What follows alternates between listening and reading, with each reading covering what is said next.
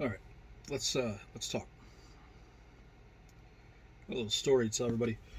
Uh, in August of 2016, there was a flood in the state of Louisiana, and at the time, I was a deckhand on a towboat. We would run 12-hour shifts and cycles, and it happened to be that my cycle was the night shift, so I had got out of work at 3 a.m. Uh, Real quick, my dog, Boudreaux. He's cute. Anyway, so at 3 a.m. I got out of work, and it had been raining quite a bit. And there was stories. People were saying, "Hey, well, you probably can't go the way you normally go." And it's kind of a twisty path, about an hour and a half from Sorrento area, the other side of Sorrento, on the Mississippi River, all the way to Hammond area, Tickfaw. All like 10 rivers had flooded, including Tickfaw River, and the Mississippi was awfully high, of course, as they're all tributaries to the Mississippi. On my way home, I got about 20 minutes in. Ended up, I couldn't go any further. I turned back around. I believe I had to go down River Road a bit, get on the highway, and drive over to Laplace, and then take the highway. I think over the causeway. Is the causeway there? All the way over Laplace, all the way back to Hammond, shoot around, and then I had to go. I was looking for a way home, and eventually, I mean, it was dark. Like I said, left at 3:30, something like that, in the morning, and I was always looking for a way home. I kept coming through different areas. I just bought my car. It was a 2016, or sorry, 2014, in the year of 2016. And to me, it was a brand new car. I've never had a car that new. My parents had never had a car that new. I thought I was doing great. I mean, I wasn't, but I thought I was doing great in life.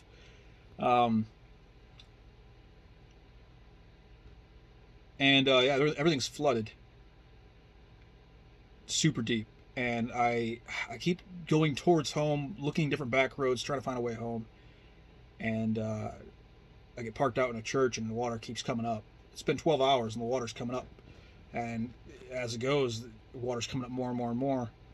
And I see like an old deuce and a half military truck roll by, painted red, like a fire department, and it's rolling on the road and it's pushing all the water out of the way. So I took my chance when I had the window open and I drove my car behind them as they were pushing all the water off the road. A little Chrysler 200. That's not a truck. And eventually I got to the point where I just couldn't go any more closer to home in the car. And I was a few miles away from home, and I had to abandon the car and leave it somewhere I hoped it wouldn't flood so high. And it didn't. I had to walk across the bridge that was sweeping past, and I mean, it was dangerous. Like, I could have had the water swept up under my feet, but I needed to get home. I wanted to get home. And it's probably 300 foot of water, 100 yards, maybe more, of water just sweeping past where a little bridge covered. I mean, it was 10 foot down in the ditch. In the ditch. 10 foot down in the ditch is where the water usually sits, and it was a good foot and a half above the bridge. That's how much flooding we're talking about here.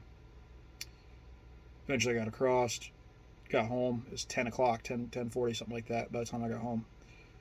I slept for a while, and I didn't go to work the next day because I couldn't. It's really hard to get back. Later on, after everything happened, there were signs everywhere. Remember, this is 2016, August, before the election. Donald Trump had decided to go down there, and he had a semi-truck full of resources for the people, and he handed it out, and everybody was super thankful. There was Trump signs everywhere after that event, for all the way up until past the election. Everybody was super happy. Thank you, Trump.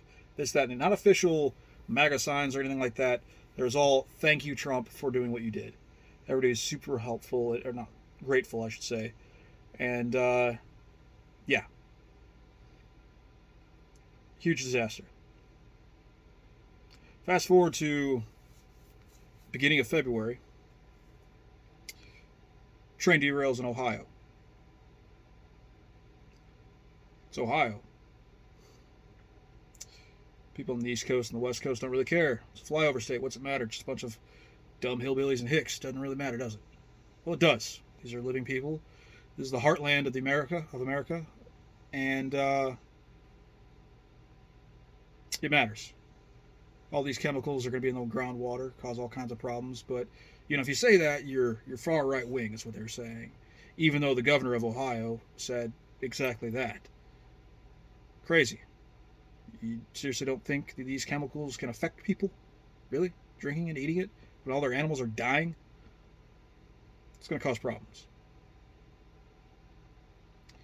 For 2.5 weeks, Secretary of Transportation, whatever the hell he's called, Mr. Buttigieg, great name for a gay guy, Buttigieg, not really selling it. Anyway, Mr. Buttigieg decided to finally go down there, but only after he was provoked by one Mr. President Donald Trump. And Donald Trump goes down there, and they're like, oh, it's just a press thing, this, that, and the other. Well, he was handing out water, he was handing out food, and he was doing what he could to help the people. Say what you want about the man. I don't care if it is a, photo op or whatever else. He's helping people. And honestly, I think that's what people should be doing. If you want to run for anything, really, I think one of the best things you can do is, get boots on the ground and actually go and help people do things, especially if you got all kind of money. You know what I'd be doing? If I was running for anything, not president, I'm not old enough quite yet to run for president, but if I was running for anything, bet your biscuits, I'd be headed down there to wherever it is and helping people out, and that would be my fund. Now you can't rely on some sort of disaster,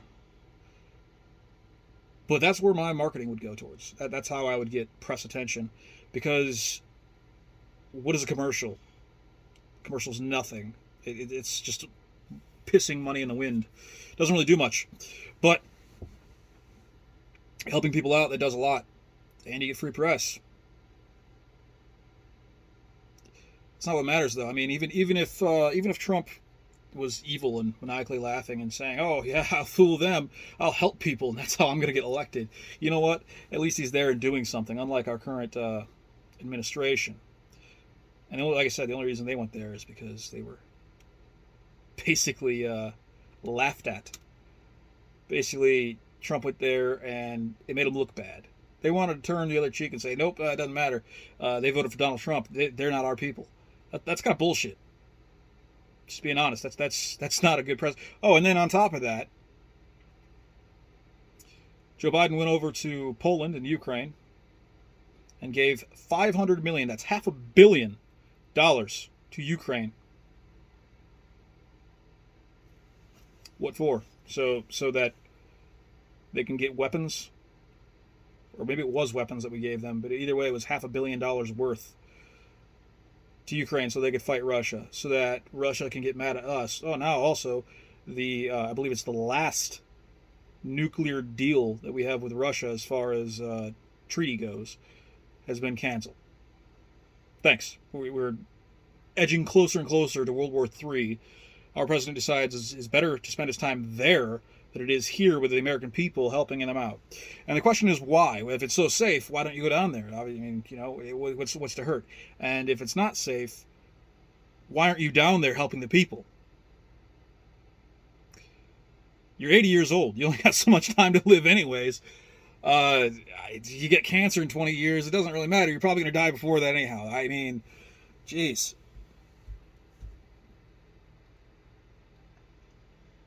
These politicians need to do better. They're wasting everybody's money. They're not helping anybody. And the only time they do anything to pretend to help anybody is when they're made to look bad. That's all they care about is themselves and the next paycheck they're going to get. On top of that, one of the things on that train was benzene. I'm not pretending to know all the ins and outs on it, but I do know one thing. When I was on that river, we had benzene barges. And you were not allowed to smoke on them. You were not allowed to eat. You were not allowed to do anything. There was so much paperwork. You had to trap everything down. And it smells kind of like artificial watermelon, in my opinion. Fruity. And guess what the Ohioan? I don't know what they're called. People from Ohio have been saying that it smells fruity in the air. It's probably benzene. Pretty sure it's carcinogen. It's cancerous. Carcinogen. That's the word I'm looking for. I'm new to this. Apologies. And we're not doing anything to clean that up until after, what, you double dog dared by Donald Trump? You couldn't be bothered? It's the middle of America. That's how much they think about you. That's how much they care. They don't. They're all crooks.